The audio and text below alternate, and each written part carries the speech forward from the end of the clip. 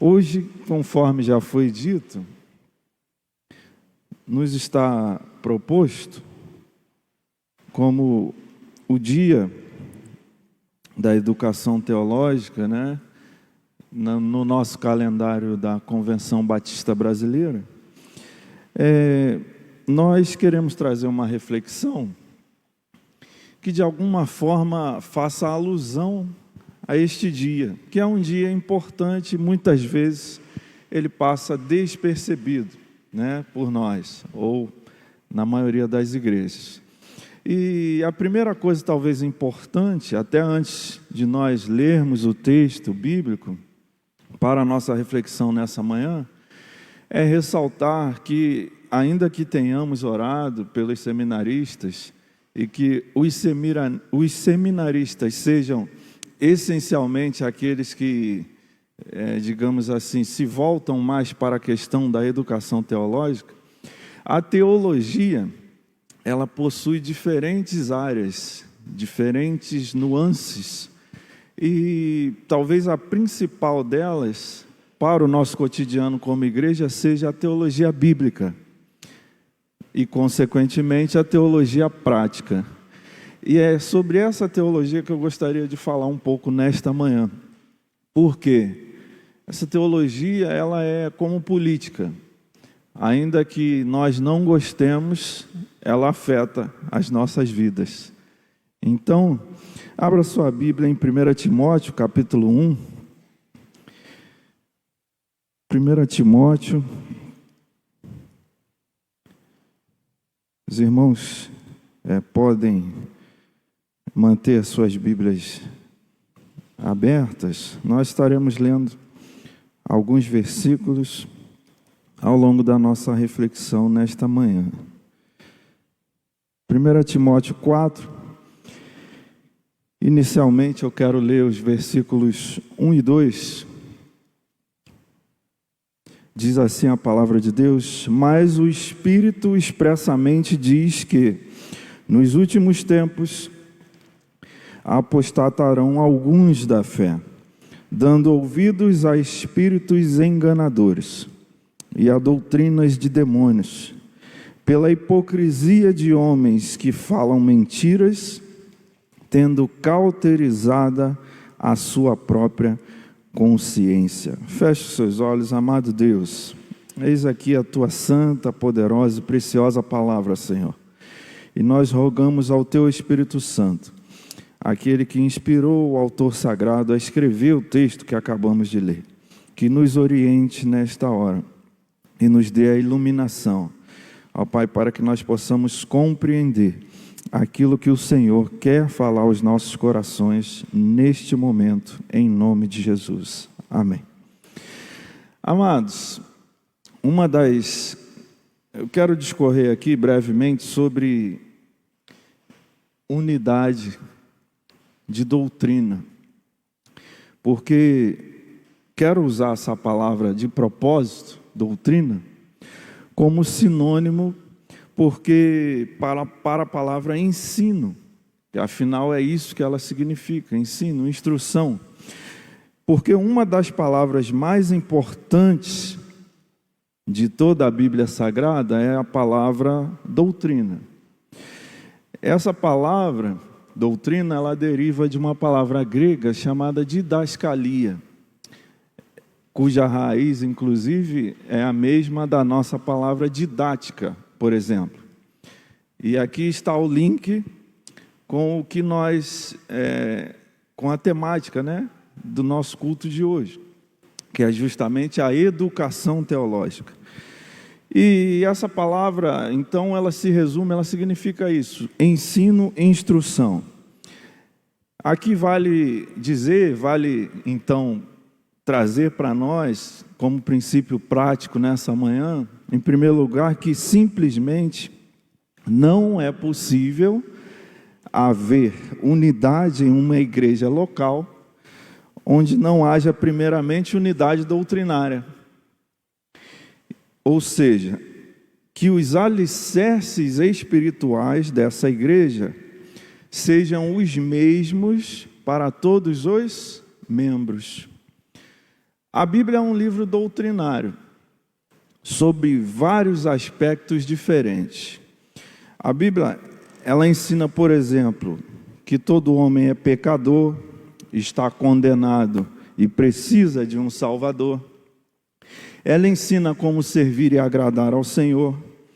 Ela ensina a ser um bom marido ou boa esposa. Ensina a educar os filhos.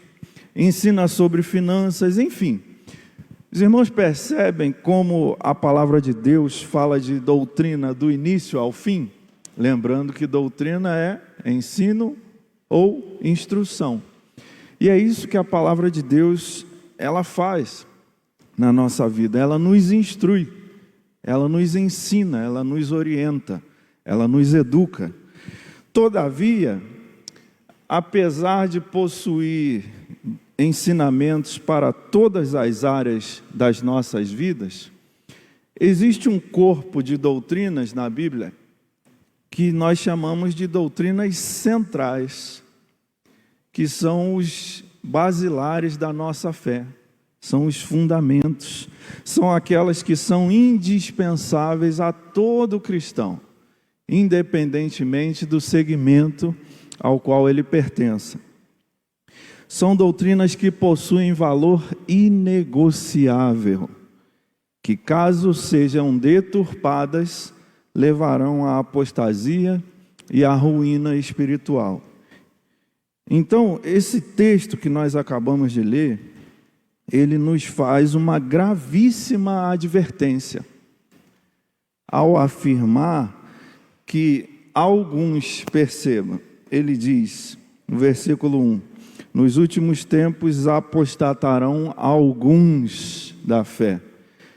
Chama a atenção esse alguns aí, porque esse alguns é um número indefinido, é um número que não nos é revelado, o qual a Bíblia não nos dá ciência.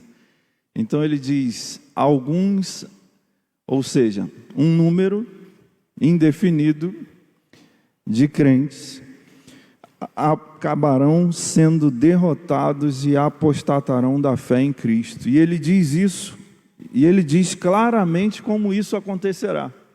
O texto ele continua dizendo que dando ouvidos a espíritos enganadores e a doutrinas de demônios. E a espíritos aqui eu quero frisar que não é uma possessão, algo essencialmente sobrenatural, não. Espíritos são pessoas que, movidas por espíritos enganadores, distorceriam e deturpariam a sã doutrina da palavra de Deus. O fato é que, da mesma maneira que existe uma santa e pura doutrina, conforme já foi falado aqui, já foi cantado aqui, que provém da palavra de Deus, também existe uma doutrina que é maligna e diabólica. Nós não podemos ignorar isso.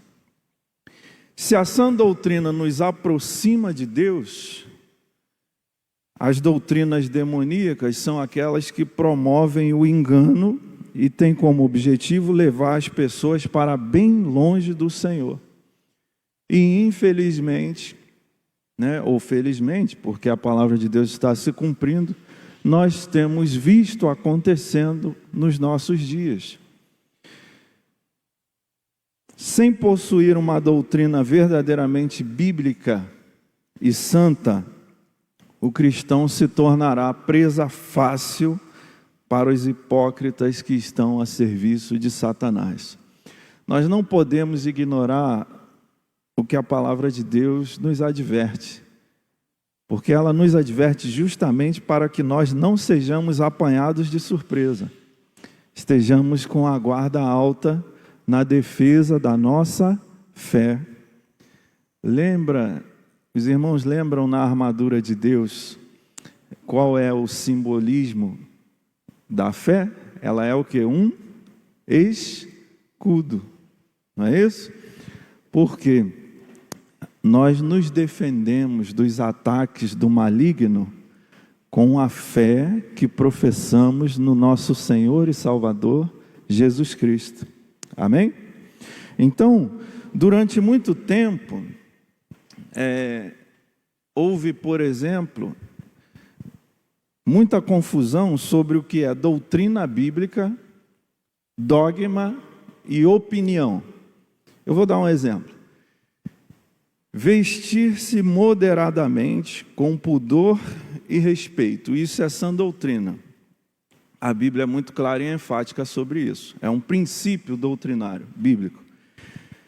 Agora, usar terno e gravata é um dogma, é um costume dos cristãos, de alguns, né? Então, isso já entra no campo do dogma, isso não é doutrina bíblica.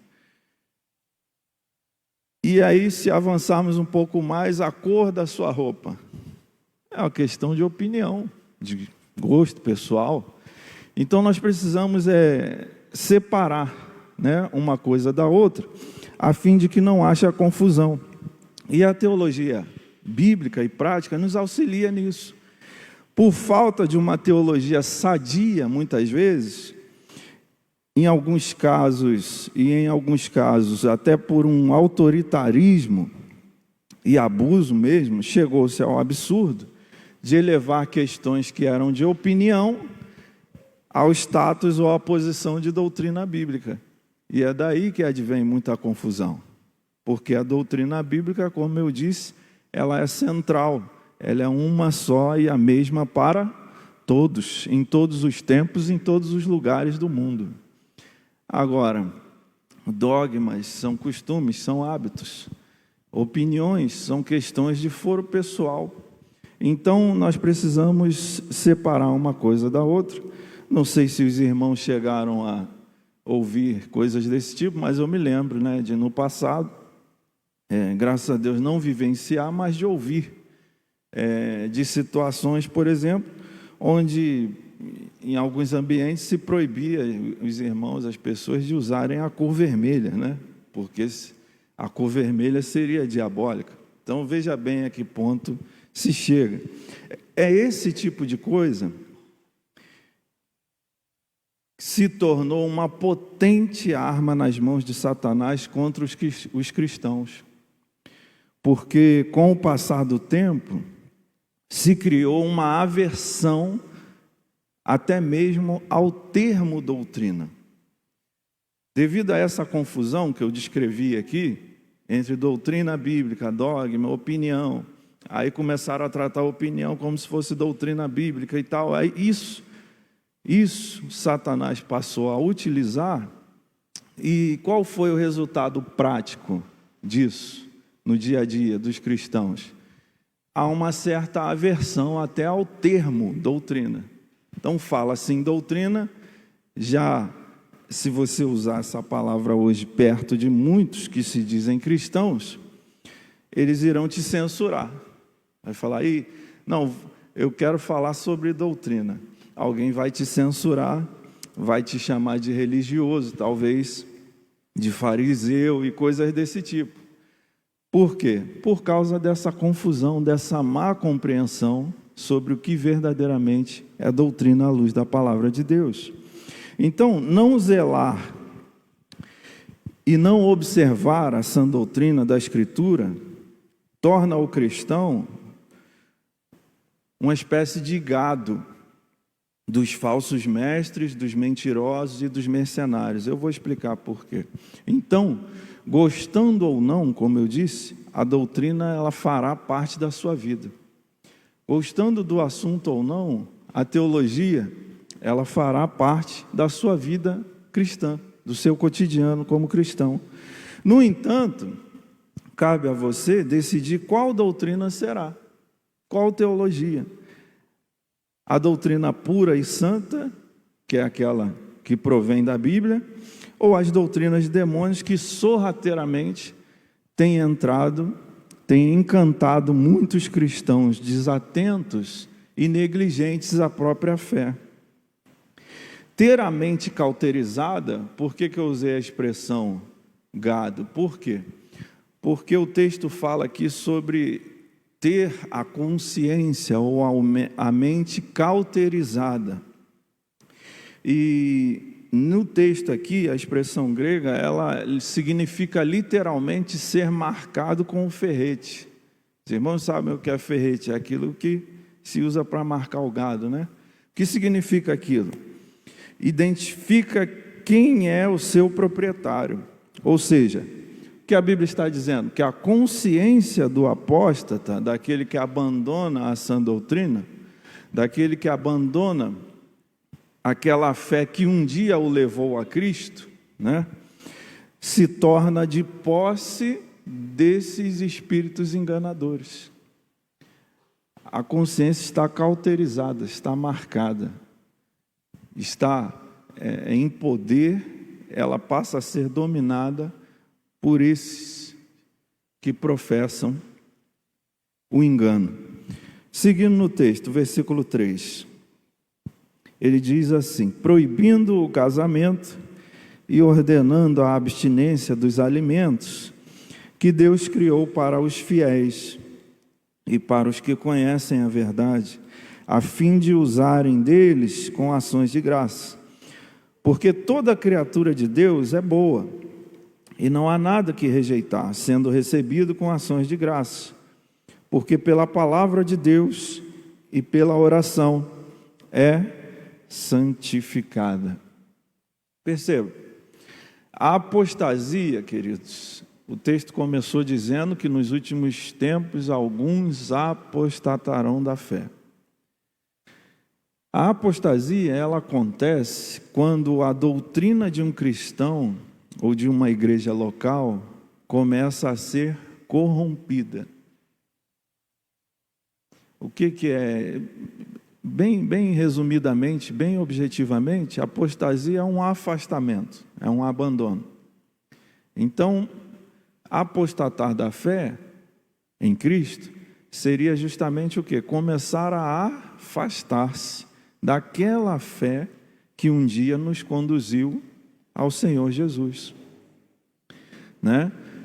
Eu fico muito triste quando vejo irmãos, às vezes, que já têm algum tempo de caminhada e aí começam a questionar uma série de coisas, começam a enxergar somente os problemas, né, da igreja e etc.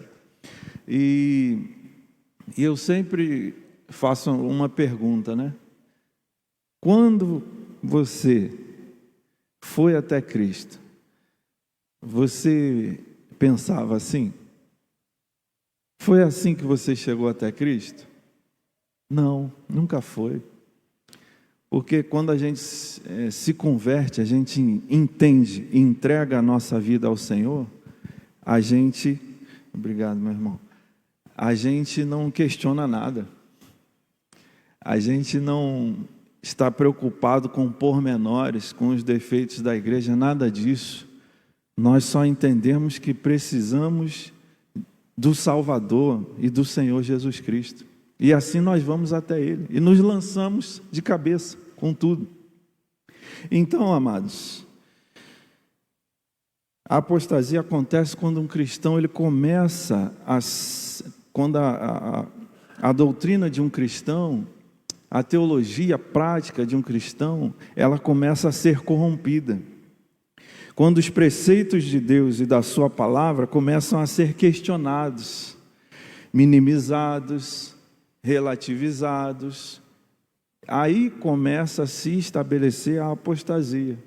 E o texto está dizendo que nos últimos tempos, alguns, ou seja, um número indefinido, nós não sabemos quantos são, justamente para que nós mantenhamos a vigilância, a guarda alta. Então, a doutrina vai esmorecendo dessa forma, vai deteriorando. Aqui eu estou falando da doutrina prática, do seu dia a dia. A teologia que você pratica no seu cotidiano. Então ela vai esmorecendo, ela vai deteriorando. E quando o cristão se dá conta, ele já virou um apóstata da fé em Cristo. Não necessariamente ele saiu da igreja, muitas vezes. Mas aquela fé que ele professava quando chegou até o Senhor, ele já abandonou. Sem perceber muitas vezes. Nos tempos de Timóteo, estavam desvalorizando, por exemplo, o casamento e impondo restrições alimentares aos novos irmãos em Cristo. Né? É isso que ele discorre aqui nos versículos que nós lemos. Agora perceba, nada mudou. Estavam proibindo o casamento, impondo restrições alimentares, e nada mudou. Porque, veja bem, veja o quanto esta sociedade contemporânea desqualificou o casamento, por exemplo. Todos nós temos acompanhado o que tem acontecido.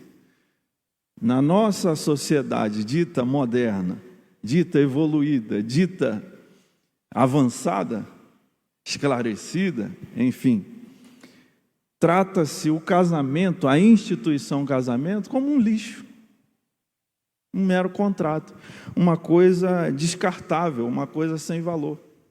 É assim ou não é nos nossos dias? Não é? Por quê? Se nós pensarmos, por exemplo, por que se incita tanto a libertinagem sexual atualmente? Por quê? Porque a estratégia de Satanás é atacar diretamente a instituição do casamento e da família, que foram criados por quem? Por Deus. Porque a Bíblia diz, em linhas gerais, né? Sintetizando, resumindo, a Bíblia ela diz o quê? Que os cônjuges pertencem um ao outro. O corpo do marido pertence à esposa e o da esposa pertence ao seu marido. Esta é a doutrina bíblica sobre o casamento. Não há o que discordar sobre isso. Não tem opinião sobre isso. Não, pastor, eu penso diferente. Não, a doutrina é uma só, para todos. Isso é a doutrina bíblica.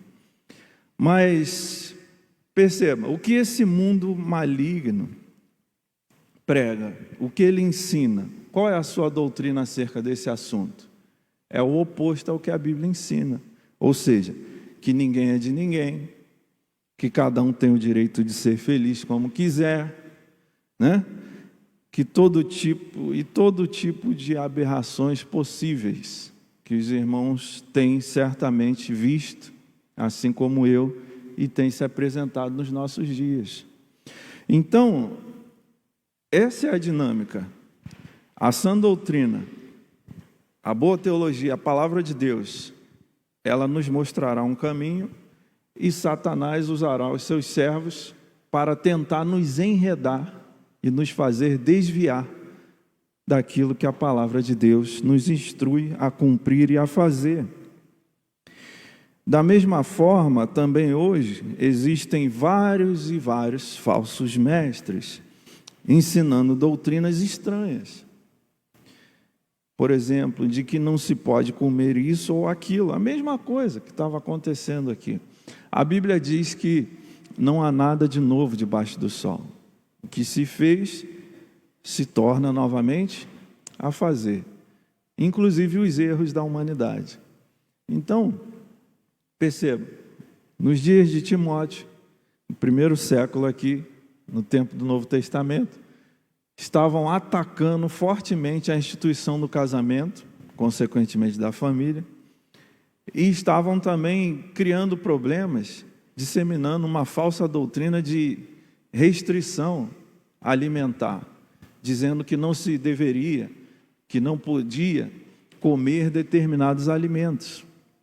E isso ainda continua sendo propagado e ensinado nos nossos dias. Hoje, atualmente, dia 21 de novembro de 2021. Então, mas a verdade sobre esse assunto, por exemplo, é que Deus deu tanto a fauna, os animais, quanto a flora, as plantas, para a alimentação do homem. Isso está em Gênesis 1, 2, 9, por exemplo, e assim por diante.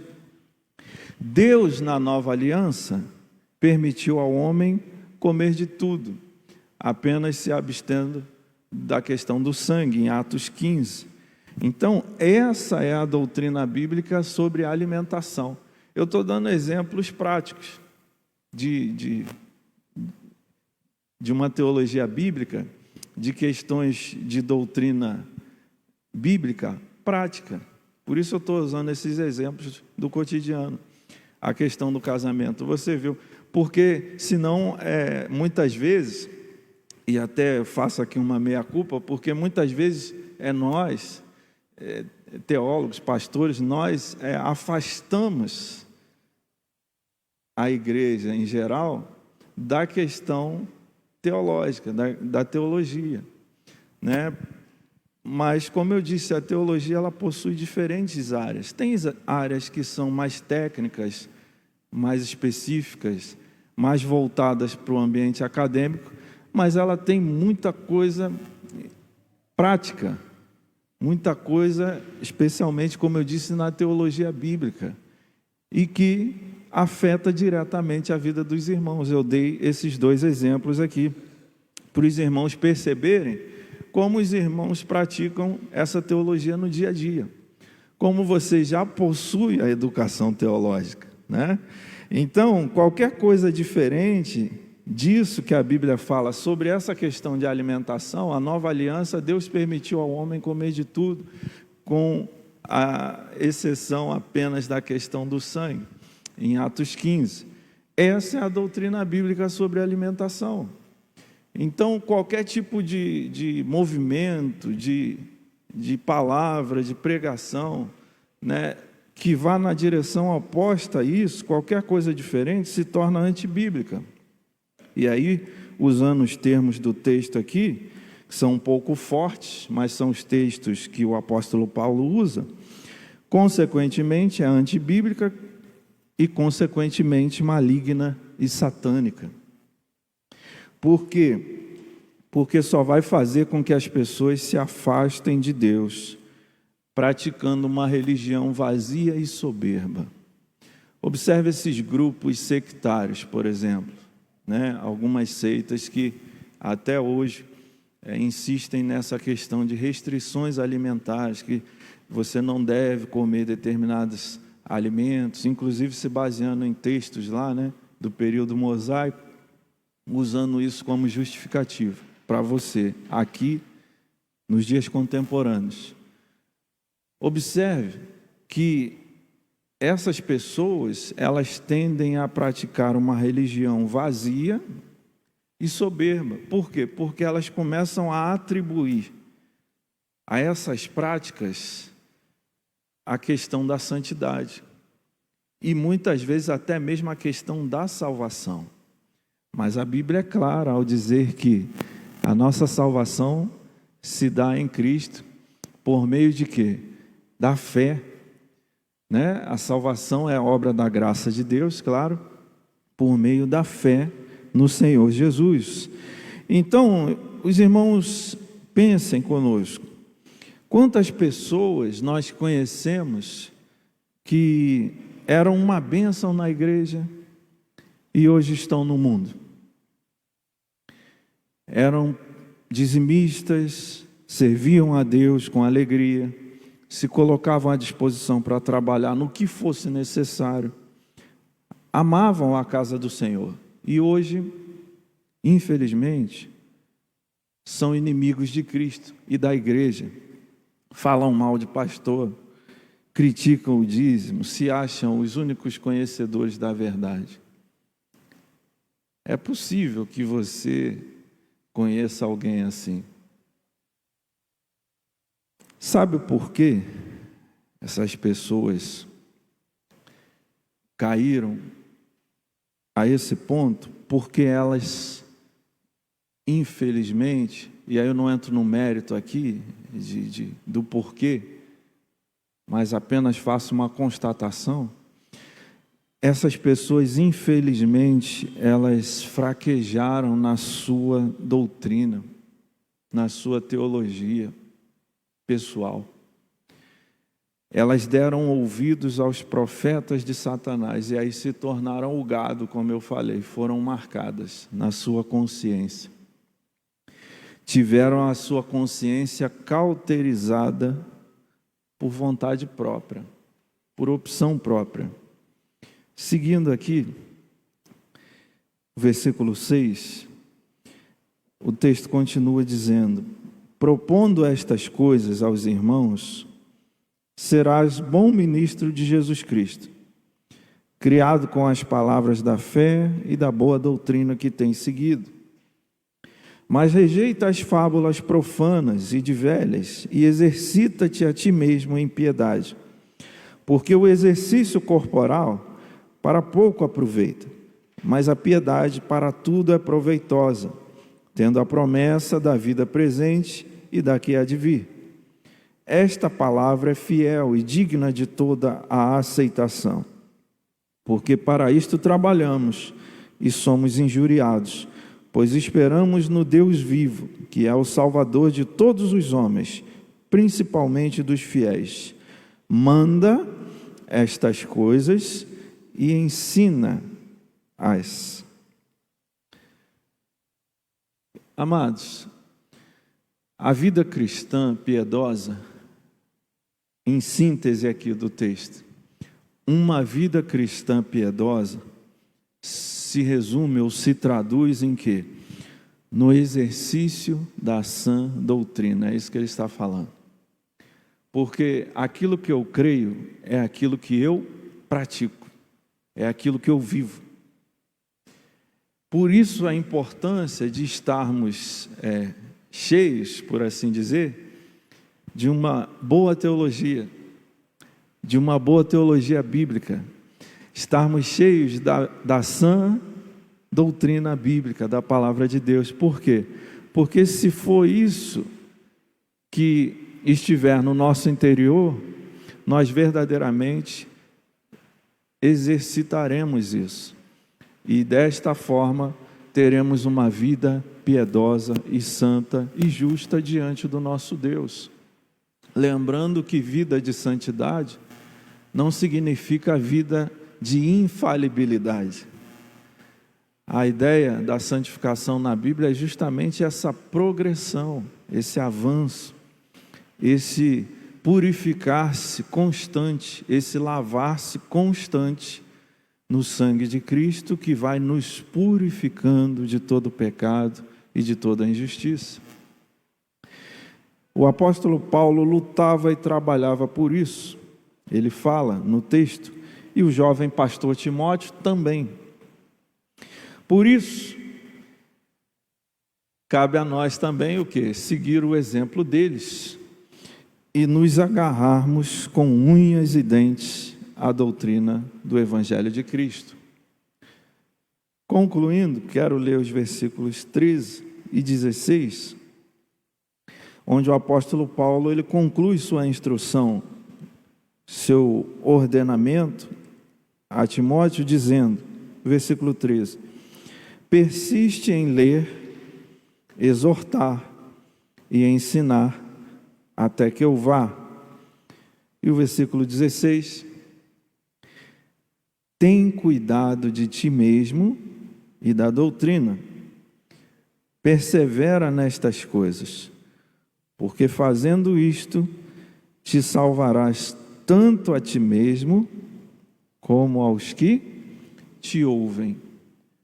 Observe, a doutrina bíblica é tão importante, a boa teologia bíblica, ela é tão importante que do aprendizado dela, da observância dela e do cuidado por ela, do zelo por ela, depende o bem mais precioso que nós recebemos, que foi o quê?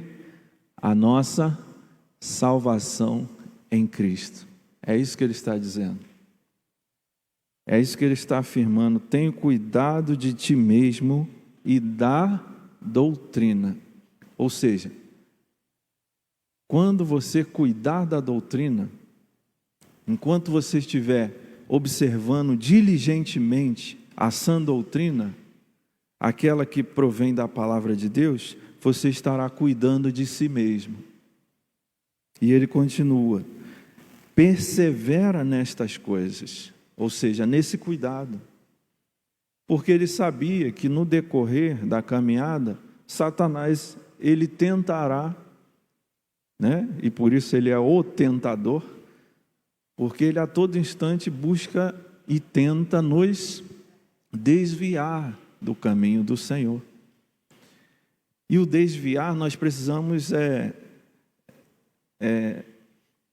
nos esquecer um pouco desse estereótipo, né?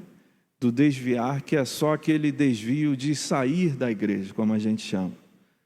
Porque muitas vezes é possível estar dentro da igreja, com o nome no hall de membros, naturalmente, mas aqui, perceba que no texto ele fala sobre o que cauteriza? É a consciência, é a mente.